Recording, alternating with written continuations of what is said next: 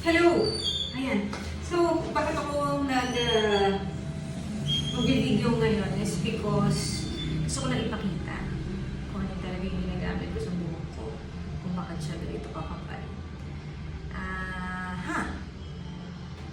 Baka kasi walang maniwala sa akin. So, ngayon, gusto ko lang sabihin na hindi po ako gumagamit ng shampoo, ng conditioner, simula ng tumubo na yung buhok ko. So, dahil ayoko na po sana ng chemical. Nung una pong ginagamit ko kasi is aloe vera oil. Nung kalbo pa talaga. Para yung mga tumutubong bago is nagsisip through doon sa ugat. And nung mauubos na, naisipan ko na subukan ko kaya yung aloe vera soap. Aloe vera soap na meron ako. Try ko sa buhok ko. And I did. So, araw-araw, nung naubos na yung aloe vera oil ko, ito na yung ginagamit. Ang kagandahan,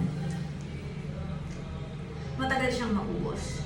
So, pwede rin siyang gamitin sa skin, sa balat, sa mukha, sa buhok. And, wala siyang amoy. Wala siyang parfum. So, wala siyang scent. Kaya, natural. Okay? So, pakita ko lang. Basic lang. Basahin yung buhok, and then, sabunin mo lang sandali. Matagal, matagal to, magagamit.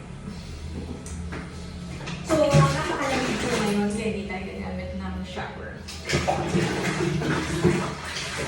Again, napakalamig po nga po, umuulan po ngayon. Okay, so, pakita ko lang. Hindi nyo nakakapalang buhok natin.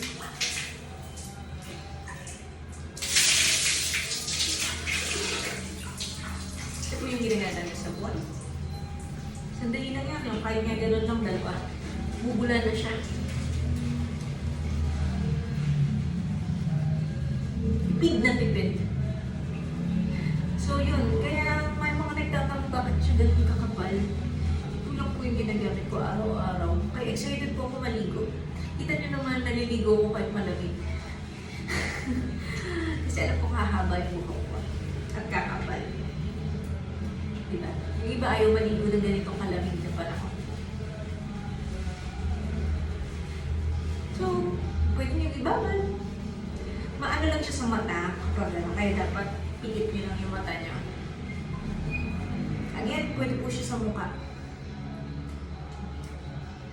Pwede rin sa katawan. Again, maano siya sa mata.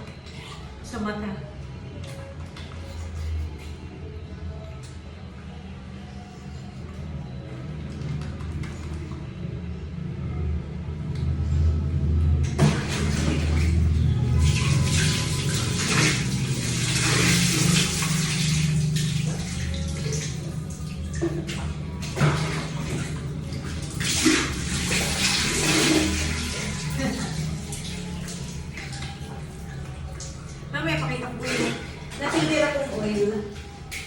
Pag natulis mo, tapos dito, pakita ko yung oil. So, yan po. Okay. Aloe vera soap. Bye now. Thank you.